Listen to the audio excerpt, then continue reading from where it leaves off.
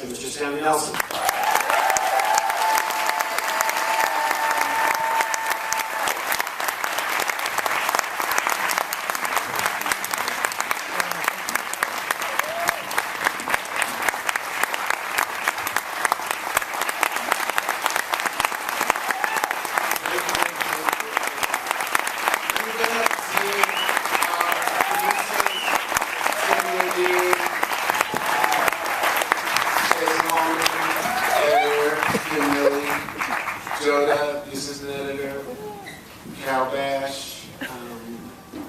Director of Archival Research,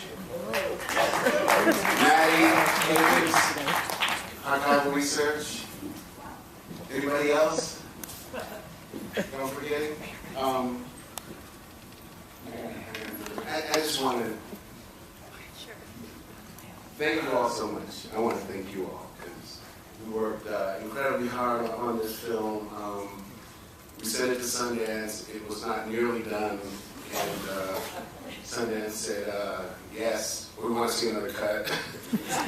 So we worked on it, just crazily trying to get this film made up until last week. I don't think anybody slept for a long time. So thank you all.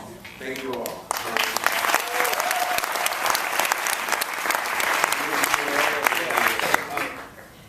I'll just go straight to the audience. I think there's a lot of energy from you all. Hello, yes. First of all, I just want to say thank you so much for making the film. It was wonderful. And I was just really curious in terms of when you were selecting the different selections of schools and things of this sort that you were going to present in the film. How do you how do you deal with the demise of the HBCUs in terms of the ones that are dying? Like, fortunately, I'm a Howard grad, so I'm proud that Howard is doing well and thriving. But for the Morris Browns and Stillman colleges and other smaller universities, Russ colleges, that they need it because just it's so emotional because like my family's in Mississippi. My grandmother's 89. Her grandmother was a slave. My grandmother went to 8th grade. My mother went to Le Moyne on. I went to Howard.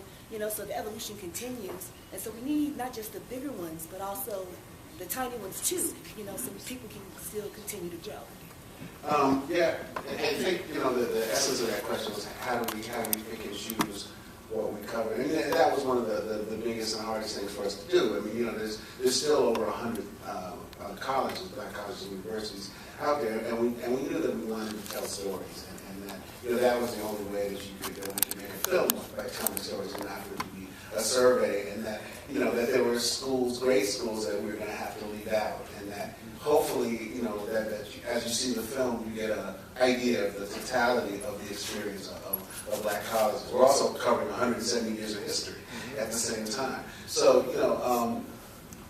early on, I just realized that was a bullet we were going to have to bite. They're going to be we're going to show this film all around, and then review. Well, what about my school? What about my school? What about my school? And I'm just going to have to say we did our best to give you an idea of the experience. One thing we are doing is doing some pieces for the web, shorter pieces that we're going to start on now that will talk about some things that we weren't able to talk about in the film, such as maybe fraternities and sororities a little bit more in depth. Sports a little bit more in depth, some things like that we just couldn't cover. I mean, part of the real hard part about making a film is that you have a slot. If this film's got to go into a 90-minute slot, you can't. It's not like writing a book. You can call your publisher and say, "Let me add a few more pages." It's hard to call a TV station and say, "Let me add a couple more hours." It doesn't work. So that was something that we just had to write. I just also want to say that I alluded to this in the beginning. This film, you see, the people who funded the film, the National Endowment for the Humanities is on the chopping block with this administration. PBS, CPB, on the chopping block with this administration. And this is, this is the type of film that they're trying to cut. This is the subversive film, the film that doesn't matter. That they're trying to cut. And one of the things that's happening is that, there is no truth. I do believe there is truth, and we have to tell the truth. And it's really important. And then we tell it, you know, and that it's held by these public institutions. And you know, this film would not have been made. We would not be standing here if it wasn't for PBS and CPB and ITBS and Independent Lens and National Communities. There's no way this film would have gotten made. This history just wouldn't have been told. There's nobody else who's going to tell it. Can you please stand up and say it loud so I'll repeat the question? You can I just wanted to say, you know, thank you so much for making this film.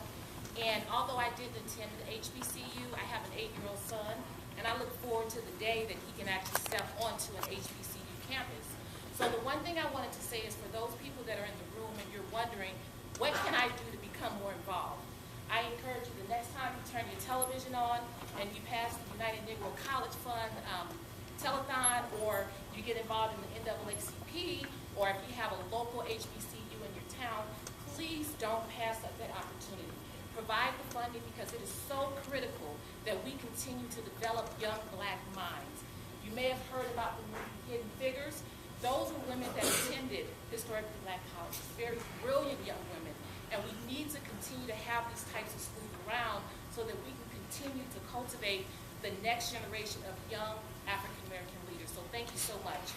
My second comment that I want to make, more of a question, you talked about the funding for PBS and the national humanities, I think, being on the chopping block.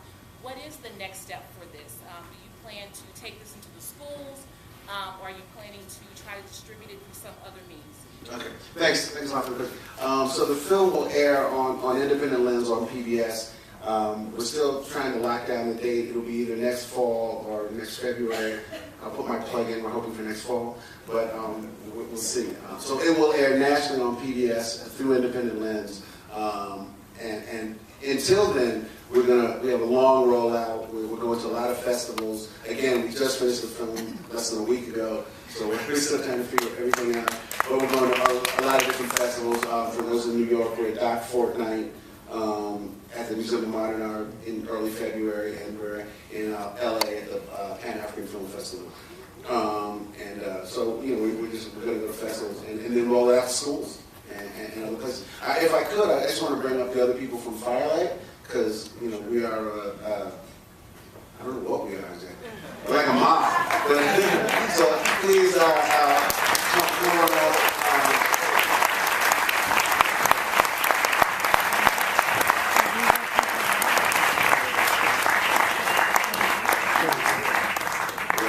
We got a big crew here this year,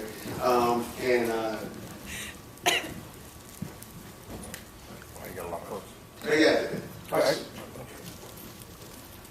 So, one, like everybody else said, thank you for the film. And I'm wondering, as you go on, or maybe what's your perspective now, but as you get a chance to go on the web and those kinds of things, we can talk about the concept of how many of the historically black colleges we still need. And you also touched on on the fraternities.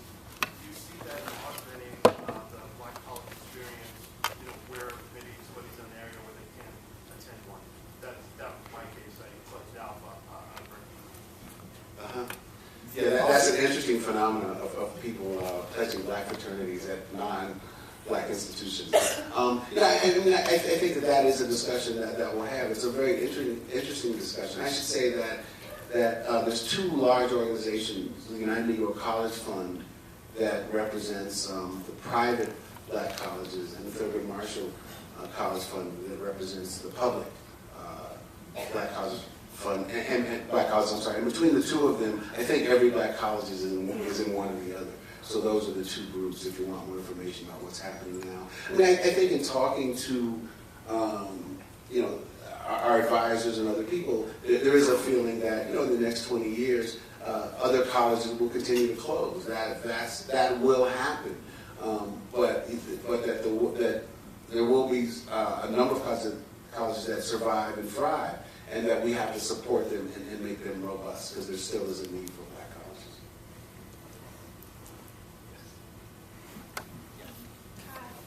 First and foremost, thank you. So my question is, as a student, I'm in my junior year in college, but I go to a predominantly white institution. I originally got accepted into Spelman, but the issue with that is Spelman didn't give as much money, and the white institution gave me a full ride. So my question is, what do you plan? Do you see your film addressing these issues through colleges? I understand like a lot of black colleges and universities don't have the money, as much money, but there are students who really want to be at these institutions who just can't afford it. How do you see your film helping with issues like that? Anybody else want to? Well, the question, I suppose, was you wanted to go to a black college, but they weren't offering you enough money, so you went to a white college. And how do you think the film's going to address that disparity, I guess? Yeah, I'm not sure if the film can address that directly. I think that hopefully one of the things the film will do is just to bring these issues to light. You know, that this people come out of here knowing what black colleges are, what they represent, and what they can represent in the future.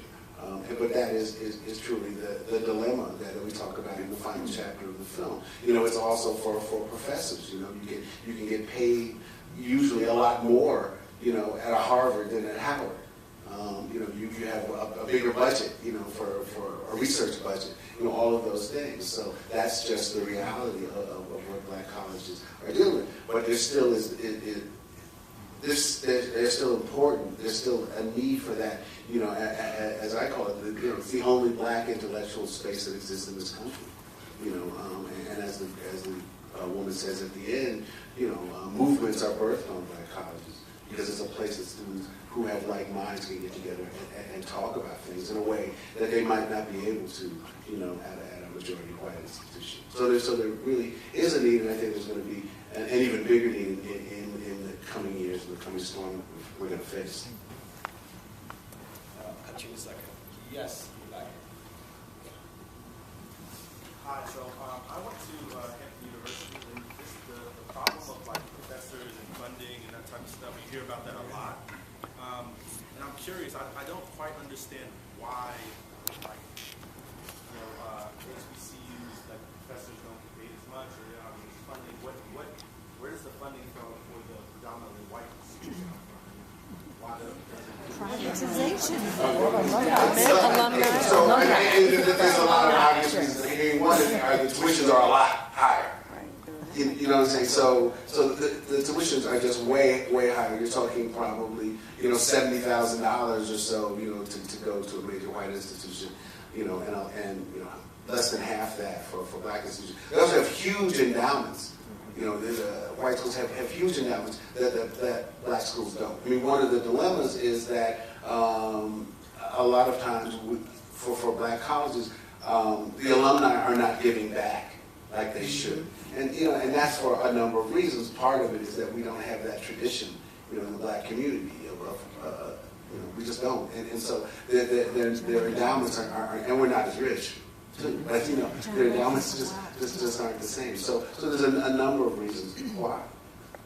Okay, last question. Yes, sir. Stanley, I want to thank you for including all of us white people in this history of America. We're not present on the screen and we don't need to be, but it's our history too. And I've learned so much from your films. I'll never forget Diane Nash, who I never heard of before I saw the Freedom Ride. I hope that you will, in one of those ancillary chapters, will talk about the gay and lesbian students on these black campuses, because we know what the closet did to academics and did to students into creativity and education. I just hope that you'll be able to do that. Thank you for that. Yeah, I mean, we are still trying to figure out what those chapters will do, how many extra chapters we could, these are not the chapters that we can do for the web, you know, how many we can do, how much money we have to do it, and all those things. We're going to try to raise some more money to do some additional things to surround the film. But to what your first statement, I mean, I think that our history as African Americans is all of our history, and that's always been our idea at Firelight.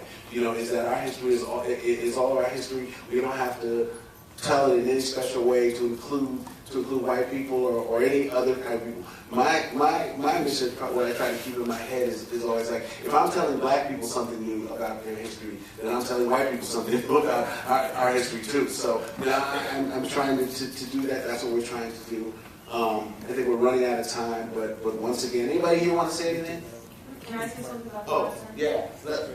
Thanks, So part of what we're trying to do is use this film as a centerpiece of a larger effort leading up to the broadcast called HBCU Rising. And it's an effort to engage all Americans in an examination of the legacy and the future of HBCUs, because a lot of people don't know the history. So we're going to be rolling out the film and bringing the film to campuses, conferences, festivals, movement spaces to make sure people learn this history, and also engaging folks online. So this website will hold StoryCorps audio stories with LGBT students on campuses today talking about what that experience is like for them.